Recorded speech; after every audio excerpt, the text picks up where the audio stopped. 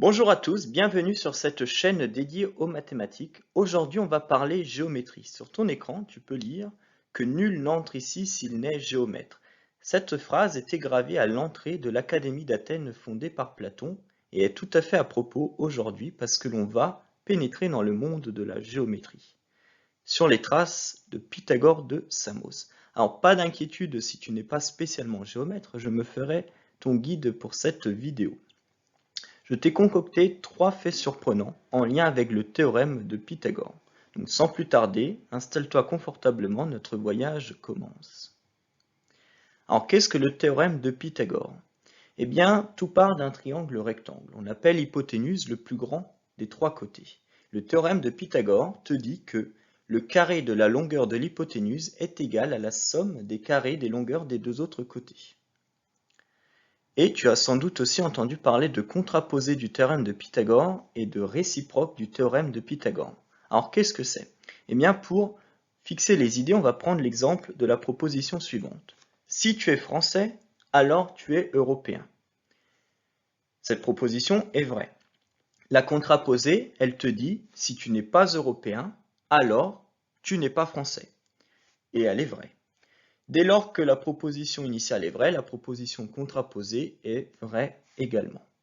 Donc ici, dans le cadre du théorème de Pythagore, la contraposée te dit que si tu ne vérifies pas l'égalité avec les carrés des longueurs, eh bien c'est que ton triangle n'est pas rectangle. Et ici, dans mon exemple, n'est pas rectangle en A. La réciproque, si je reprends mon exemple, eh bien la réciproque, ça serait si tu es européen, alors tu es français. Et là, on voit que la réciproque est fausse. En fait, même si la proposition initiale est vraie, la réciproque n'est pas vraie en général. Mais pour le théorème de Pythagore, la réciproque est également vraie. Et là, elle nous dit que si on a l'égalité entre les carrés des longueurs qui est vérifiée, cette égalité qui s'affiche là, eh bien c'est que le triangle est rectangle. Et donc muni de ces 3 résultats, tu es armé pour la suite de ce voyage.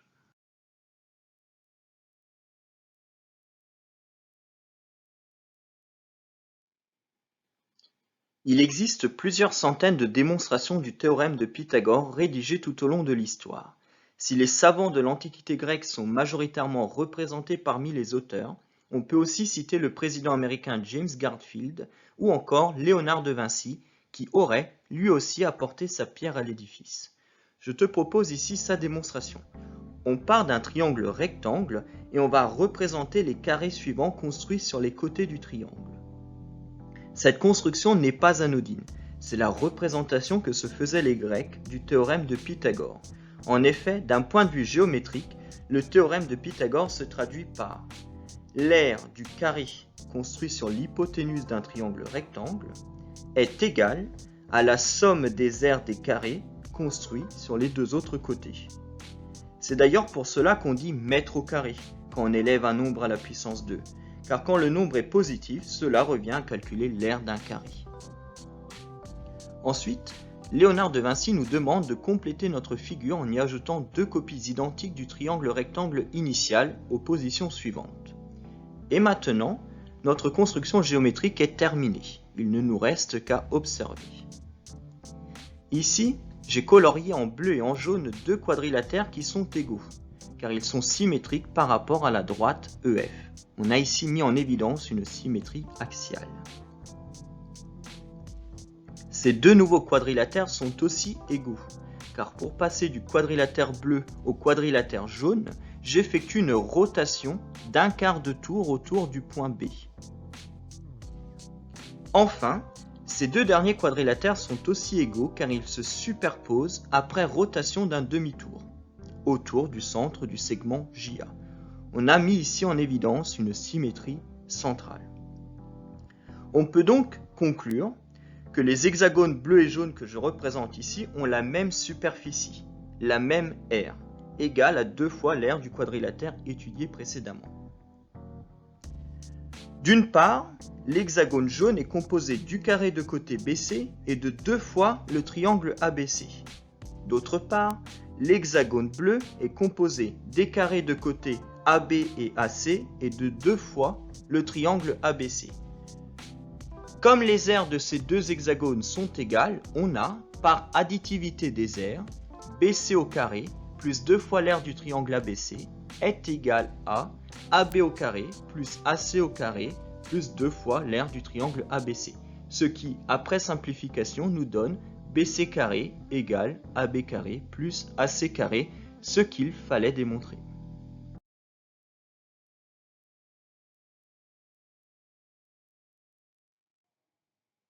Le deuxième point que j'ai envie d'aborder avec vous dans cette vidéo, c'est celui de la découverte de la racine carrée de 2 et des conséquences que cela a pu avoir. Alors j'ai besoin pour cela de faire une brève présentation biographique de Pythagore. Il est né en moins 580 à Samos. Très jeune, il a été repéré pour ses talents, alors non pas en mathématiques, mais en boxe, plus spécifiquement au pugilat, hein, qui est l'ancêtre de la boxe. On raconte même qu'il aurait gagné toutes les épreuves de pugilat lors d'une session des Jeux Olympiques. J'aime me battre. Alors, pendant sa jeunesse et son adolescence, Pythagore a beaucoup voyagé en Mésopotamie, en Égypte, en Phénicie. Il aurait même rencontré le mathématicien Thalès lors d'un de ses voyages, avant de finalement se poser dans la ville de Crotone, qui est actuellement en Italie. L'Italie n'existait pas encore à l'époque. Et dans cette ville, il va fonder une école, une confrérie, l'école des Pythagoriciens. Alors, il va en fait créer un vrai mouvement philosophique, religieux et scientifique. Donc, c'est une confrérie dans laquelle la philosophie est que tout est nombre. Tout ce que l'on peut observer dans la nature, tout ce que l'on peut mesurer, peut et doit s'expliquer par les nombres. Alors, à l'époque, nombre, ça signifie entier naturel, donc entier positif, ou fraction, nombre rationnel. Et donc les champs d'études des pythagoriciens, le nom donné aux disciples, aux adeptes de Pythagore, eh bien c'est l'arithmétique, la géométrie pour les représentations géométriques des nombres, mais aussi la musique à travers l'étude des harmonies et l'astronomie. Ici, je te montre par exemple deux symboles que se donnaient les pythagoriciens. Alors pour mieux comprendre ce qu'est cette école entre guillemets des pythagoriciens, on va se mettre dans la peau eh bien d'un jeune qui a envie d'entrer dans cette confrérie, d'un futur disciple. Eh bien, donc on candidate, il y a des sélections qui sont faites, donc sur les connaissances, sur les fréquentations, etc. Ensuite, pendant 3 ans, on est un peu dans une phase de test, on va tester notre persévérance, notre motivation, et à la suite de quoi, on va nous demander de faire un vœu de silence. Ah, en fait, l'école des pythagoriciens, elle n'est pas secrète physiquement. On la connaît, on sait qu'elle existe, mais il ne faut pas révéler à l'extérieur ce qui peut être dit à l'intérieur de la confrérie. La première règle du Fight Club est « il est interdit de parler du Fight Club ». La seconde règle du Fight Club est « il est interdit de parler du Fight Club ». Donc si tu acceptes de faire ce vœu de silence, eh bien félicitations, tu passes du rang de néophyte à celui d'acousmaticien. Et bien maintenant, pendant 5 ans, tu auras l'honneur de suivre des cours dispensés par Pythagore. Alors il y a une petite particularité quand même, c'est que Pythagore, il va te parler, mais derrière un rideau. En effet, tu n'es pas encore prêt à le voir vraiment. Et donc dans cette confrérie, il y a quand même un culte de la personnalité autour de la personne de Pythagore. Et d'ailleurs, c'est pas vraiment une école. Depuis tout à l'heure, je dis école ou confrérie. Donc on apprend, certes, il y a un bagage théorique, mais c'est aussi un apprentissage de la vie. On va surveiller ton alimentation, ta manière en fait de vivre plus généralement.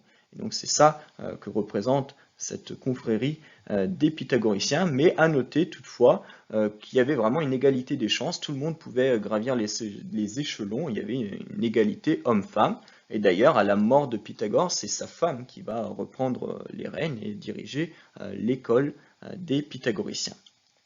Cette école, elle a aussi beaucoup influencé les scientifiques, à commencer par Euclide, qui a été actif en 300 avant Jésus-Christ, qui a notamment écrit les éléments, un livre qui regroupe tout le savoir géométrique de l'époque. Donc il a été inspiré par la pensée pythagoricienne, mais également, un peu plus tard dans l'histoire, Galilée, qui nous dit « mesure tout ce qui peut être mesuré et rend mesurable ce qui ne l'est pas », qui est vraiment une citation propre à la pensée pythagoricienne. Mais nous, c'est un autre élève de Pythagore qui va nous intéresser, Hippaste de Métaponte, qui était actif autour de moins 500. Donc il avait atteint le statut de mathématicien, donc il avait vraiment gravi tous les échelons de la confrérie pour presque devenir le bras droit de Pythagore. Et il a fait l'observation suivante, son observation elle démarre avec un carré de côté 1, et il s'intéressait à la mesure de la diagonale de ce carré. Et en fait, on voit qu'on peut appliquer ici le théorème de son maître, le théorème de Pythagore, sur le triangle rectangle. Et donc, on trouve que la mesure de cette hypoténuse, c'est un nombre dont le carré est égal à 2. Alors aujourd'hui, on noterait ça racine carrée de 2. Et avec cette remarque-là, il va démontrer, comme nous on l'avait fait d'ailleurs dans une des vidéos, je vais mettre le lien dans la vidéo, il va démontrer que racine carrée de 2 est un nombre irrationnel. Donc ça, c'est avec notre langage moderne. En fait, à l'époque, on dira que racine carrée de 2, il est incommensurable avec 1. C'est-à-dire que le rapport entre racine carrée de 2 et 1, on ne peut pas l'écrire sous forme d'une fraction. Ce qui veut en fait dire que racine carrée de 2 est irrationnel. Et ça, c'est vraiment un bouleversement pour l'époque, parce que la doctrine pythagoricienne, c'est tout est nombre. Et là, racine carrée de 2, si on ne peut pas l'écrire comme une fraction, ce n'est pas un nombre. Et pourtant, ça représente une mesure qu'on peut tracer. Et donc là, ça ne va pas plaire aux autres pythagoriciens. C'est quelque chose qui est, c'est le cas de le dire, irrationnel, qui sort de la raison. Et donc, si on se rappelle que Pythagore, c'est quelqu'un qui aime bien la boxe, le pugilat pour être plus précis, et qu'ici on est dans le sud de l'Italie, on peut aisément s'imaginer la discussion entre les deux de la manière suivante. Conduis-toi comme un homme! Qu'est-ce qu'il prend, mon Dieu? C'est ça ce que tu es devenu? Un jeune premier? Alors, il y a autre chose que je ne vous ai pas dit, qu'a fait Hippaste de Métaponte, c'est qu'il a un peu vendu la mèche, il a un peu parlé de la confrérie à l'extérieur, il a notamment parlé de cette découverte de ce nombre un peu étrange, là, ce racine carrée de 2, et ça n'a pas du tout plu aux autres pythagoriciens. Je vous ai dit, le vœu de silence, c'est quelque chose de très important dans la confrérie, et donc les autres compagnons étaient très mécontents, et on lui a proposé une petite balade en mer, à notre cher Hippaste de Métaponte, et cette balade en mer, elle ne s'est pas trop bien finie pour notre ami, parce que, en fonction des sources, donc est-ce qu'il a été jeté à la mer, est-ce que c'est un accident, est-ce qu'il s'est suicidé, toujours est-il que Hippaste de Métaponte a été retrouvé mort noyé, d'après certaines sources. Alors qu'il dormait tranquillement près de sa tronçonneuse, cette dernière s'est mise en marche toute seule et a découpé le pauvre homme qui, pour lui échapper, a dû sauter par la fenêtre et a atterri dans un baril de béton frais que l'on a retrouvé ce matin immergé au large du Vieux-Port. La police n'exclut cependant pas la thèse du suicide. Alors, pour rassurer certains d'entre vous quand même, il y a d'autres mathématiciens qui sont arrivés un peu après dans l'histoire, qui nous disent qu'en fait, cette légende autour de la mort d'Hippaste de Métaponte, elle serait allégorique, qu'il n'est pas vraiment mort, il n'a pas vraiment été tué, mais qu'il était considéré comme mort spirituellement par ses confrères, mais qu'il ne l'aurait pas tué pour autant. Mais on n'en a pas tout à fait fini avec Hippaste de Métaponte, et il nous reste encore quelques différentes choses encore à voir avec lui, et donc c'est parti. Alors reprenons la construction d'Hippaste de Métaponte. On avait un triangle rectangle dont les longueurs des côtés adjacents à l'angle droit étaient 1 et 1. Alors, il avait montré, grâce au théorème de Pythagore, que la longueur de l'hypoténuse était ce fameux nombre qu'on note aujourd'hui racine carrée de 2. Et si, à partir de là, je construis un nouveau triangle rectangle dont cette fois les longueurs des côtés adjacents à l'angle droit vont être racine carrée de 2 justement et 1, c'est-à-dire par exemple ce triangle rectangle là, et bien à nouveau grâce au théorème de Pythagore, je peux montrer que la longueur de l'hypoténuse sera racine carrée de 3. Et je peux continuer exactement le même procédé. Donc je construis un nouveau triangle rectangle dont les longueurs des côtés adjacents à l'angle droit sont racine carrée de 3 et 1.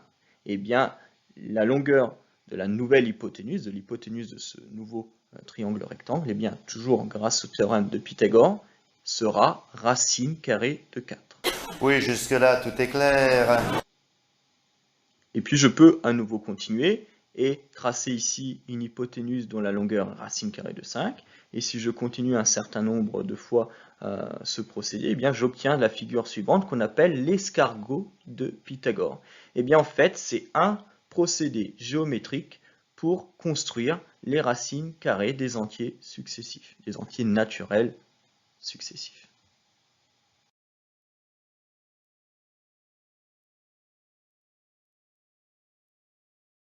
Le dernier point que j'ai envie d'aborder avec vous dans cette vidéo, c'est celui des triplets pythagoriciens. Alors, qu'est-ce que c'est? Se donner un triplet pythagoricien, c'est se donner trois entiers naturels non nuls, a, b et c, tels que a au carré plus b au carré est égal à c au carré. C'est l'égalité que vous voyez apparaître dans le théorème de Pythagore et dans sa réciproque. L'exemple le plus connu, c'est le triplet 3, 4, 5. En effet, 3 au carré plus 4 au carré, c'est égal à 9 plus 16, c'est égal à 25 et aussi égal à 5 au carré. Donc on a ici un exemple de triplet pythagoricien. Et le plus surprenant, c'est que ces triplets pythagoriciens, vraisemblablement, ils étaient déjà connus par la civilisation babylonienne. En effet, on a trouvé une tablette, comme quoi il n'a pas fallu attendre Apple pour avoir des tablettes, une tablette datée de 1800 avant Jésus-Christ, donc soit plus de 1000 ans avant Pythagore, sur laquelle apparaissent des triplets pythagoriciens, comme par exemple le triplet 119, 120, 169, mais aussi d'autres triplets un peu plus compliqués. En fait, on pense que cette tablette, c'est un peu l'ancêtre du manuel de maths. On pense que c'est des exercices corrigés ou une sorte de tablette d'exercices dans laquelle apparaissent donc ces triplets pythagoriciens. Et donc, on pense qu'ils connaissaient donc une méthode pour générer ces triplets, pour les créer. Ils n'ont pas pu les trouver de tête ou par hasard. Et donc, s'ils étaient capables de générer ces triplets pythagoriciens, on peut raisonnablement penser qu'ils connaissaient un résultat pas très éloigné du théorème de Pythagore. Peut-être pas le théorème de Pythagore tel que je vous l'ai présenté, mais qu'ils avaient des connaissances qui en étaient très proches. De plus, les Babyloniens connaissaient également le nombre racine carrée de 2. Alors, ils ne l'appelaient pas non plus racine carrée de 2, mais le problème sur lequel qui avait intéressé Hippaste de Métaponte, le problème du carré et de la longueur de la diagonale du carré, c'est aussi un problème que s'étaient posé les Babyloniens, comme on peut le voir sur cette tablette-ci. Et ils avaient même trouvé une approximation, d'ailleurs très précise pour l'époque, de cette racine carrée de 2. Alors eux, les Babyloniens, ils ne comptaient pas en base 10 comme nous, mais en base 60, ce qui est un peu plus pratique quand on veut calculer des fractions, parce que 60 admet plus de diviseurs que 10, et il admet notamment les diviseurs 1, 2, 3, 4, 5, 6. Et il y a un héritage, on a gardé un héritage de cela, c'est par exemple pour les mesures du temps. On a encore une base de 60 quand on mesure les secondes et les minutes. Donc ça, c'est un héritage des Babyloniens entre autres. Mais revenons à notre triplet 3, 4, 5. Il a une particularité tout à fait sympa. Il nous permet de construire une équerre à partir d'une corde. Comment? Eh bien, vous prenez une corde et vous faites 13 nœuds équidistants. Et bien ensuite, muni de cette corde, vous êtes capable de dessiner un triangle dont les côtés sont de longueur 3, 4 et 5, et en vertu de la réciproque du théorème de Pythagore, eh bien, vous savez que ce triangle est rectangle. Et donc en architecture, il y a des utilisations de cette corde à 13 nœuds si vous voulez dessiner un angle droit ou bien un triangle équilatéral. Et donc on a trouvé des traces d'utilisation de cette corde à 13 nœuds sur certains chantiers de l'Égypte antique, et plus généralement de l'Antiquité. Mais en revanche, il est faux, contrairement à ce qu'on peut parfois lire, il est faux de dire que la corde à 13 nœuds a été utilisée sur les chantiers des cathédrales au Moyen-Âge. Donc ça, c'est faux. Disgusting news. Au Moyen-Âge, on avait déjà des instruments plus précis et plus sophistiqués qui ressemblent davantage à l'équerre comme on la connaît actuellement et d'autres instruments de mesure plus sophistiqués. D'ailleurs, je ferai peut-être une vidéo sur les mathématiques cachées des bâtisseurs de cathédrales. Alors, on a déjà parlé de triplets pythagoriciens. Je vous remets ici 3 exemples. Et en fait, se donner des triplets pythagoriciens, c'est se donner des solutions à un certain type d'équation diophantienne. Donc, par exemple, l'équation diophantienne x au carré plus y au carré égale à z au carré. Donc, quand on dit on résout une équation diophantienne, c'est qu'on cherche, ici dans ce cas-là, x, y et z qui satisfont cette égalité parmi les entiers ou parmi les rationnels. Et donc, les triplets pythagoriciens sont les solutions à un type d'équation diophantienne. On pourrait s'intéresser maintenant à des équations diophantiennes plus générales, celles du type x puissance n plus y puissance n égale z puissance n pour n plus forcément égal à 2 mais entier naturel quelconque. Et là, on a un théorème majeur des mathématiques qui nous dit qu'il n'existe pas d'entier strictement positif x, y, z, tel que x puissance n plus y puissance n est égal à z puissance n dès que n est supérieur ou égal à 3. Donc pour Pythagore, il en existe, mais dès que l'exposant est plus grand que 3, il n'y a que des solutions évidentes, c'est-à-dire pour lesquelles il y a un de ces nombres x, y et z qui vaut 0, 1 ou plusieurs. Donc, ça c'est ce qu'on appelle le théorème de Fermat, ou grand théorème de Fermat, ou plus justement théorème de Fermat-Wise. Donc en fait, Fermat, c'est un mathématicien français, il lisait le livre Les éléments d'Euclide et au moment de sa lecture, il aimait bien écrire dans la marge des propriétés que des fois il inventait lui-même, et parfois aussi des démonstrations. Et là, dans un de ses ouvrages qui était en sa possession, il a écrit à la marge ce résultat-là, très général, c'est-à-dire dès que n est supérieur ou égal à 3. Et il écrit, écoutez, je vous propose ce théorème-là, j'ai une démonstration véritablement merveilleuse, mais là, j'ai pas la place de l'écrire. Alors, est-ce que c'était un troll? Est-ce que juste il la connaissait pas? C'est difficile de trancher. Il a quand même fait la démonstration quand n est égal à 3 et quand n est égal à 4. Voilà, on ne lui connaît pas de démonstration générale, et en fait ça c'est un problème mathématique qui va rester non résolu plusieurs centaines d'années, parce que la démonstration complète et finale de ce théorème n'a été donnée qu'en 1995 par Andrew Wiles. Mais bon, donc là on commence un peu à dévier de notre sujet initial, mais tout ça pour dire qu'on est parti du théorème de Pythagore, donc de l'Antiquité grecque, et on a abouti au théorème de Fermat, qui est finalement très récent, vu qu'il n'a été démontré qu'en 1995. Donc c'est hyper récent, mais voilà, on commence un peu à sortir de notre sujet. On rentre dans un domaine, Hervé, Jean-Paul Finenou, regarde pas, Tout à fait, Philippe. Donc il est temps pour moi de te remercier chaleureusement d'avoir suivi cette vidéo. J'espère que tu as appris des choses en la regardant, que cela t'a plu. Moi je te dis à bientôt. D'ici là, portez-vous bien et restez curieux.